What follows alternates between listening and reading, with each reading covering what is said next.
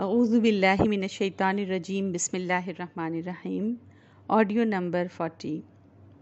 پچھلے آڈیوز میں ہم نے سنا کہ مشرکین نے کیسے کیسے اور کس کس انداز میں نبی اکرم صلی اللہ علیہ وسلم کی دعوت روکنے کے لیے چالیں چلیں، اور یہ سب کچھ انہوں نے پہلو بپہلو کیا، کبھی ایک ڈھنگ سے تو کبھی دوسرے ڈھنگ سے، کبھی سختی کرتے تو کبھی نرمی کرتے، کبھی لڑائی جھگڑا کرتے تو کبھی سودے بازی پر اتر آتے، کبھی دھمکی دیتے تو کبھی لالچ دیتے، کبھی بھڑکتے کبھی نرم پڑ جاتے، کبھی جھگڑتے کبھی چکنی چپڑی باتیں کرتے، کبھی مارنے مرنے پر آ جاتے، کبھی خود اپنے دین سے دستبردار ہونے لگتے، کبھی گرجتے کبھی برستے، کبھی دنیا کے عیش کی ڈیمانڈ کرتے۔ انہیں کسی پہلو قرار نہیں تھا، نہ ہی کنارہ کشی ہی گوارا تھی۔ ان ساری کوششوں اور ہیلوں کے بعد بھی وہ ناکام ہی رہے۔ ان کے سامنے صرف ایک چارہ کار رہ گیا تھا، اور وہ تھا تلوار۔ ابو طالب سب کچھ دیکھ رہے تھے۔ نبی اکرم صلی اللہ علیہ وسلم کی جان کا ان کو سخت خطرہ محسوس ہونے لگا۔ انہوں نے اپنے خاندان کی دونوں شاخوں ہاشم اور مطلب کو جمع کیا اور کہا اپنے بھتیجے کی حمایت کریں۔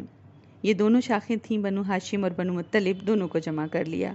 اب جو عرب کی حمیت تھی، قبائلی حمیت جو ان کے اندر ہوا کرتی تھی، اس قبائلی حمیت کے تحت بنو ہاشم اور بنو مطلب، ان دونوں قبائل کے تمام لوگوں نے، چاہے وہ مسلمان ہو گئے تھے چاہے وہ مسلمان نہیں ہوئے تھے، یعنی کہ دین کی حمایت کی بنیاد پر نہیں بلکہ قبیلے کی حمایت کی بنیاد پر، انہوں نے یہ فیصلہ کیا کہ ہم نبی اکرم صلی اللہ علیہ وسلم کی حمایت کریں گے، بس اس لیے کہ وہ ہمارے قبیلے سے تعلق رکھتے ہیں۔ ابو طالب کا بھائی ابو لہب یہ واحد شخص تھا جس نے کہ یہ منظور نہیں کیا، اور باقی مشرکین کے ساتھ جا ملا۔ اور ہوا بھی ایسا ہی تھا کہ 1 مہینے سے کم کے عرصے میں قریش کو 4 بڑے دھکے لگ چکے تھے۔ حمزہ کا ایمان لانا، عمر کا ایمان لانا، مصالحت کی پیشکش کا بیکار ہو جانا جنہوں نے مصالحت کی پیشکش کی تھی، اور اسی طرح کئی اور چیزیں ہیں جو وہ اپنے سامنے دیکھ رہے تھے، اور وہ یہ بھی دیکھ رہے تھے کہ باہر بھی اسلام پھیل رہا ہے۔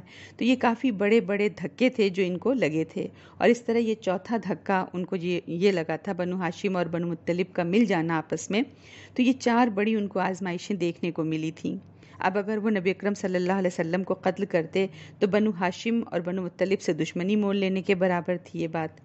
ایک آدمی کو قتل کرنے کا مطلب اب یہ تھا کہ مکے کی وادی انسانی خون سے رنگین ہو جاتی۔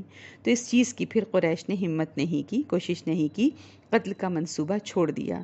ایک اور ترکیب انہوں نے سوچی، ایک اور شدید ترین اذیت کا منصوبہ بنایا۔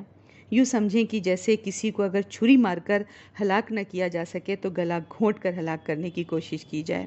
اسٹرینگولیشن کرنا چاہا انہوں نے مسلمانوں کا، انہوں نے سماجی اور معاشی مقاطعہ کرنا چاہا مسلمانوں کا، یعنی مکمل boycott, social and economic boycott.